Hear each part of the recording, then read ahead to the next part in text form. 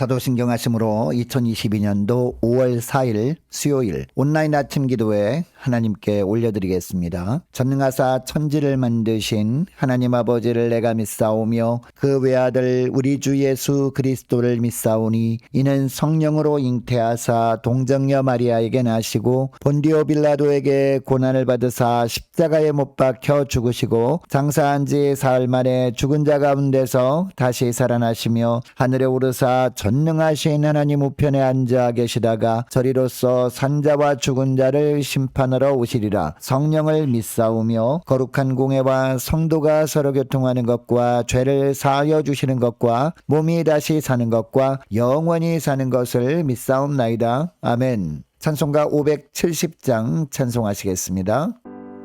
주는 나를 기르시는 목자요 나는 주님의 귀한 어린 양 푸른 풀밭 맑은 시냇 물가로 나를 인도하여 주신다.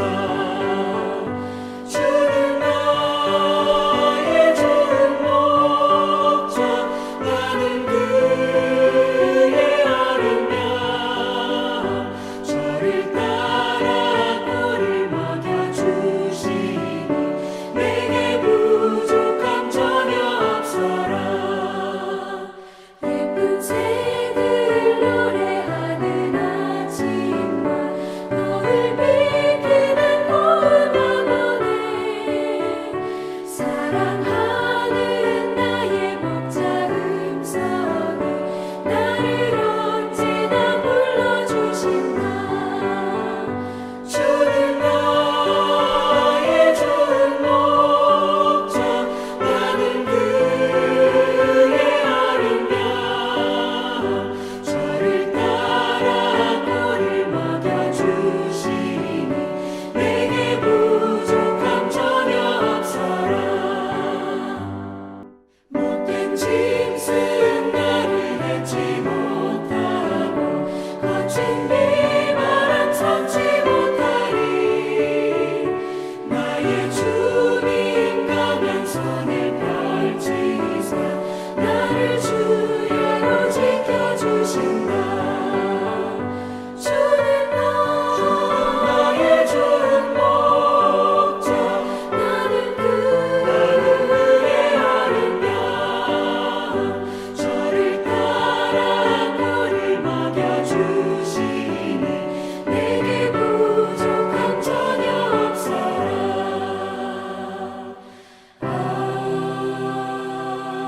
아멘. 하나님 아버지 감사합니다. 오늘도 또 새로운 수요일 하루를 저희들에게 허락하시고 오늘 하루 시작하는 첫 시간부터 우리 주님께서 부르심에 순종함으로 주 앞에 나왔습니다. 하나님 오늘도 말씀을 통해서 우리에게 어떤 은혜를 베풀어 주실 것인지 하나님 오늘도 깨닫게 하시고 순종케 하여 주셔서 오늘도 말씀을 통해서 주님이 예비하신 은혜로 살아가는 복된 하루가 되게 하여 주옵소서. 감사드리오며 우리 주 예수 그리스도 이름으로 기도드리옵나이다. 아멘. 자, 이 시간에 하나님이 주시는 말씀은 시편 80편 1절부터 19절까지 말씀입니다. 자, 화면을 보시면서 1절부터 다 함께 합독하시겠습니다. 요셉을 양떼같이 인도하시는 이스라엘의 목자여 귀를 기울이소서. 그룹 사이에 좌정하신 이여 빛을 비추소서. 에브라임과 베냐민과 므낫세 앞에서 주의 능력을 나타내사 우리를 구원하러 오소서. 하나님이여 우리를 돌이키시고 주의 얼굴빛을 비추사 우리가 구원을 얻게 하소서. 만군의 하나님 여호와여 주의 백성의 기도에 대하여 어느 때까지 노하시리이까? 주께서 그들에게 눈물의 양식을 먹이시며 많은 눈물을 마시게 하셨나이다. 우리를 우리 이웃에게 다툼거리가 되게 하시니 우리 원수들이 서로 비웃나이다. 만군의 하나님이여 우리를 회복하여 주시고 주의 얼굴의 광채를 비추사 우리가 구원을 얻게 하소서. 주께서 한 포도나무를 애굽에서 가져다가 민족들을 쫓아내시고 그것을 심으셨나이다. 주께서 그 앞서 가꾸셨으므로 그 뿌리가 깊이 박혀서 땅에 가득하며 그 그늘이 산들을 가리고 그 가지는 하나님의 백향목 같으며 그 가지가 바닥까지 뻗고 넝쿨이 강까지 미쳤거늘 주께서 어찌하여 그 담을 어시사 길을 지나가는 모든 이들이 그것을 따게 하셨나이까? 숲속의 멧돼지들이 상해하며 들짐승들이 먹나이다. 만군의 하나님이여 구하옵나니 돌아오소서. 하늘에서 굽어보시고 이 포도나무를 돌보소서. 주의 오른손으로 심으신 줄기요 주를 위하여 힘있게 하신 가지니이다. 그것이 불타고 배임을 당하며 주의 면책으로 말미암아 멸망하오니 주의 오른쪽에 있는 자 곧 주를 위하여 힘있게 하신 인자에게 주의 손을 얹으소서. 그리하시면 우리가 주에게서 물러가지 아니하오리니 우리를 소생하게 하소서. 우리가 주의 이름을 부르리이다. 만군의 하나님 여호와여 우리를 돌이켜 주시고 주의 얼굴의 광채를 우리에게 비추소서. 우리가 구원을 얻으리이다. 아멘. 여러분, 오늘 우리가 읽은 본문도 어제 우리가 새벽에 살펴본 시편 79편 말씀처럼 아삽의 시입니다. 구약 성경에 보면 하나님을 만군의 하나님이라고 표현하는 부분이 많이 있습니다. 그런데 만군의 하나님이란 어떤 하나님을 뜻하는 것일까요? 전쟁에 능하신 하나님이라는 의미입니다. 전쟁을 친히 주관하셔서 승리케 하시는 하나님이라는 뜻입니다. 그러니까 성경에 만군의 하나님이라고 하는 것은요, 그만큼 어려움을 만났다는 겁니다. 그런데 오늘 본문 1절에서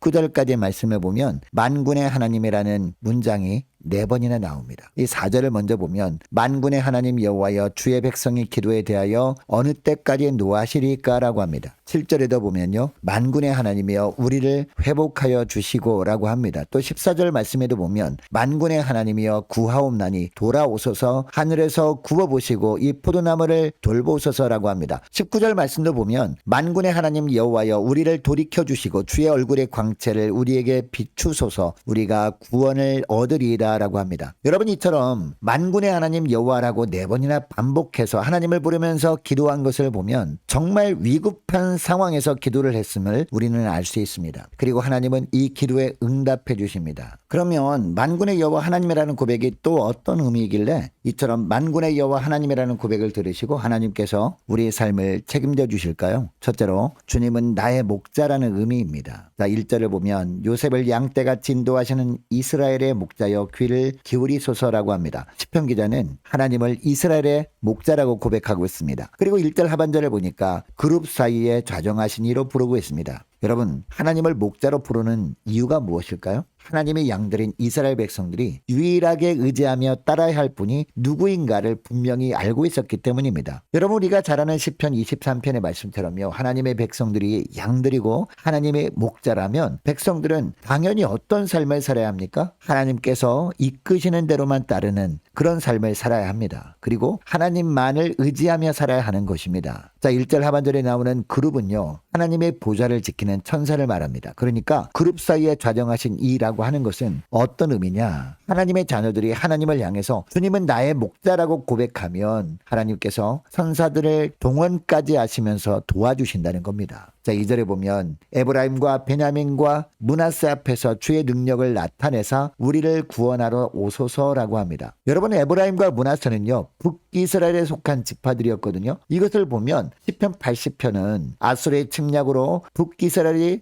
멸망한 후 쓴 시임을 알 수 있습니다. 여러분, 물론 당시 아수르가 북이스라엘을 멸망시키긴 했습니다. 그리고 히스기야 왕 시대 때에 남유다까지 침공해서 예루살렘을 에워싸긴 했습니다. 그러나 이 시편 80편에 나오는 아삽의 기도, 특히 주님은 나의 목자라는 고백의 기도와 히스기야의 기도를 하나님께서 들으십니다. 그래서 히스기야 왕 때 북이스라엘을 침공했던 10만이 넘는 아수르 군대의 진영으로 하나님께서 영적 존재인 천사들을 보내십니다. 그러니까 어떤 결과가 있었습니까? 이 아수르 군대의 진영 안에서 자중질환이 벌어집니다. 자기 편끼리 서로 치고받고 싸웁니다. 칼로 찔러 죽입니다. 이렇게 함으로 말미암아 하룻밤 사이에 거의 다 자멸하게 만들어버리십니다. 다음날 아침에 이것을 보고 공포를 느낀 아수르 왕 사네립은요, 패장이 되어서 자기 고향으로 돌아갈 수밖에 없었습니다. 그리고 이것 때문에 아수르는 점점 국력이 약해지다가 바벨론과 메대 연합군에 멸망당하고 맙니다. 여러분, 하나님은 구약시대 때만 만군의 여호와가 아닙니다. 오늘날도 만군의 여호와 하나님이십니다. 자, 오늘날도 우리가 어떤 어려움 가운데 있어도 주님은 나의 목자라는 의미로 만군의 여호와 하나님을 고백할 때 주님께서 친히 영적 전쟁을 오늘날도 주관하시고 승리케 하시는 하나님이신 줄 믿습니다. 자, 둘째로 그동안 인도해 주신 은혜를 근거로 앞으로도 주님께서 동일하게 인도해 주실 것을 믿는 믿음으로 만군의 여호와 하나님을 고백하는 겁니다. 자, 8절부터 보면요. 하나님께서 이스라엘 백성들을 애굽에서 구원해 내신 일을 포도나무 비유로 고백하고 있습니다. 자, 8절 중반절부터 보면 하나님께서 가나안에 있는 강한 민족들을 쫓아내시고 그 땅을 이스라엘의 기업으로 주셨다라고 하고 있습니다. 뿐만 아니라 놀라운 번영을 이루도록 하신 것도 하나님이시라고 하고 있습니다. 그리고 그 뿌리가 깊이 박혀서 땅에 가득했다라고 하고 있습니다. 10절을 보면요. 그 그늘이 산들을 가리고 그 가지는 하나님의 백향목 같았고 그 가지가 바다까지 뻗고 넝쿨이 강까지 미쳤었다라고 하고 있습니다. 이 모든 일들은 다 주님께서 은혜 베풀어 주신 결과들이었다는 겁니다. 여러분, 이 구절에 나오는 포도나무는 이스라엘 백성들을 의미하거든요. 그러니까 하나님은 이스라엘 백성들이라는 포도나무를 애굽에서 가져다가 가나안이라는 포도원에 심고 잘 자라도록 돌보셨습니다. 그래서 이스라엘은 하나님의 손길 아래 돌봄을 받으며 놀랍도록 번영을 누렸습니다. 그런데 이스라엘은 하나님으로부터 주어진 징계를 받을 수밖에 없었습니다. 그 이유가 뭘까요? 그들은 하나님에게서 얼굴을 돌려서 하나님보다는 힘있는 강대국들을 더욱 의지하였기 때문이었습니다. 무엇보다 하나님의 말씀을 버리고 우상을 숭배했기 때문이었습니다. 이런 죄악 때문에 하나님께서 징계하심으로 말미암아 어떤 고난이 찾아왔는지 12절 13절에서 고백하고 있습니다. 자, 12절 말씀을 보니까 주께서 어찌하여 그 담을 허시사 길을 지나가는 모든 이들이 그것을 따게 하셨나이까라고 합니다. 13절 말씀을 보니까요. 숲속에 멧돼지들이 상해하며 들짐승들이 먹나이다라고 합니다. 여러분, 이 구절에서 나오는 멧돼지와 들짐승은 하나님을 모르는 이방 나라들을 뜻하거든요. 그러니까 하나님을 모르는 이방 나라인 아수르에 의해서 북이스라엘이 멸망당하고 예루살렘 성까지 위협을 받게 된 현실을 이렇게 표현을 한 겁니다. 그리고 이 모든 것들이 다 하나님보다 이웃 강대국을 더 의지한 죄, 그리고 우상 숭배의 죄 때문임을 자백하고 있는 겁니다. 마지막으로 19절에 보면 만군의 하나님 여호와여 우리를 돌이켜 주시고 주의 얼굴의 광채를 우리에게 비추소서 우리가 구원을 얻으리다라고 합니다. 비록 죄악 때문에 하나님의 징계를 받아 견딜 수 없는 고난을 겪고 있지만 그동안 베푸신 은혜를 근거로 도와달라고, 지켜달라고, 구원해달라고 간구하고 있습니다. 절박한 고난 중에 기도밖에 할 수 있는 일이 없었기 때문이죠.